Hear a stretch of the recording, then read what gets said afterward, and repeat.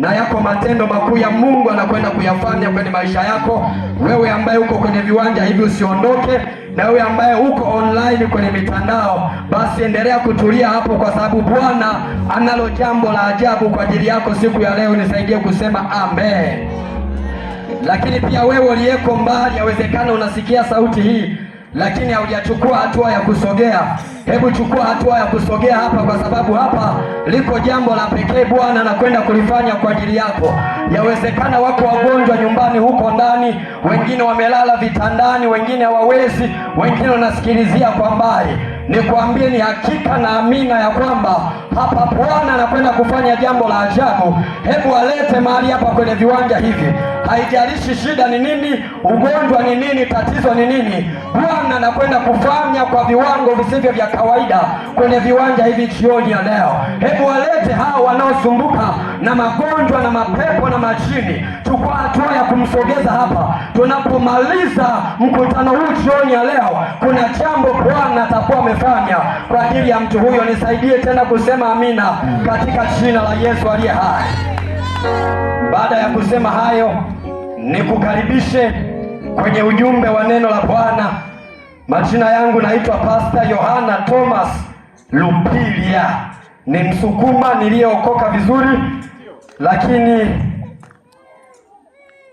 pia ni mchungaji katika kanisa la Tanzania Assemblies of God, kwa maana ya TAG, liko pale Vingunguti, wilaya ya Ilala, mkoa wa Dar es Salaam. Lakini pia ni kiongozi kwa maana ya mbeba maono wa huduma hii ya Bible Survey. Ninaamini kwa utambulisho huo hautajiuliza kale ka kijana ni kanani kuhusu kuoa bado, ila niko kwenye foleni. Pale foleni itakapofika basi itakuwa zamu yangu. Foleni inasogea taratibu sana, ila ninaiombea ianze kwenda haraka haraka ili zamu yangu pia ifike. Sema amina kama unanielewa. Amen. Fungua pamoja na mimi sasa katika kitabu cha Injili ile ya Luka sura ya 15 mstari ule wa 11.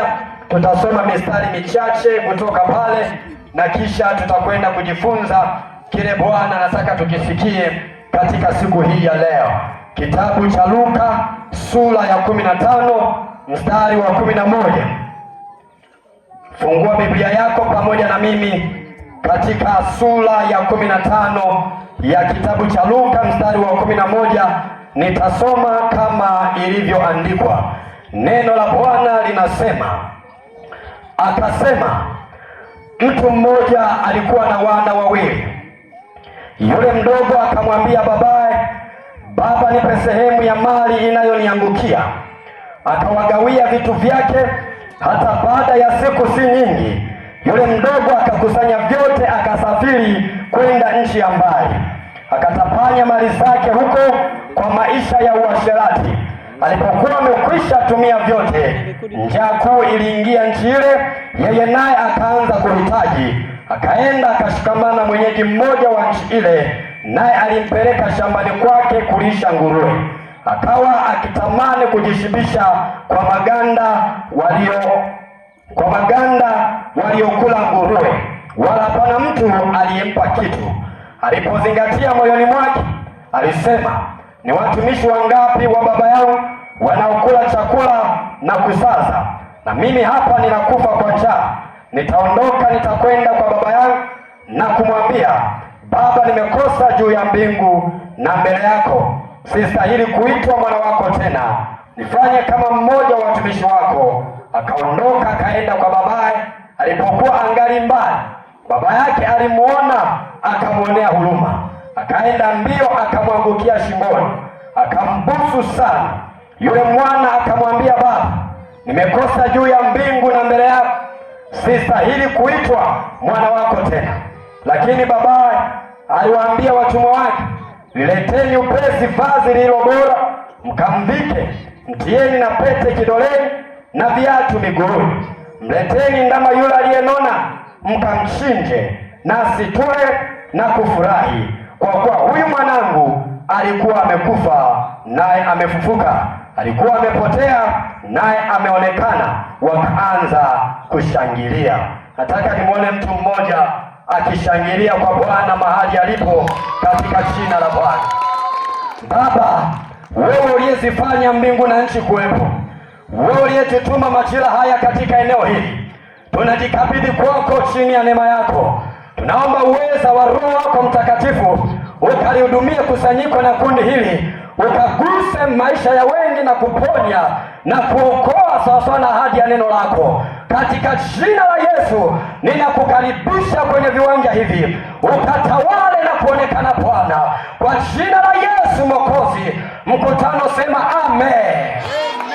Tafadhali usiondoke mahali ulipo, uketi utulie kabisa, ili usikilize ujumbe ambao Bwana ameuleta kwa ajili yako leo, kwa sababu ukiondoka utapishana na ule muujiza ambao Bwana amekuandalia jioni ya leo. Nataka nikuambie tu mpendwa mwana wa Mungu, ni kwamba tumekuja katika maeneo haya tukiwa tumebeba habari njema za ufalme wa Mungu.